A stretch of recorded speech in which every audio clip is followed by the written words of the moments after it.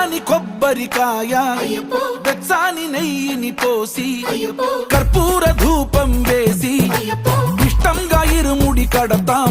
నువ్వు ఎత్తుకుంటే చాలు ఎన్ని పూనకాలు కంఠమెత్తి పాడుకోగా కన్యస్వామి కదిలిరాగా ఇరుముడి కట్టు కట్టు కట్టు కట్టు కట్టు ఇరుముడి కట్టు ఎక్కు ఎక్కు ఎక్కు ఎక్కు సారి మల్ల ఎక్కు.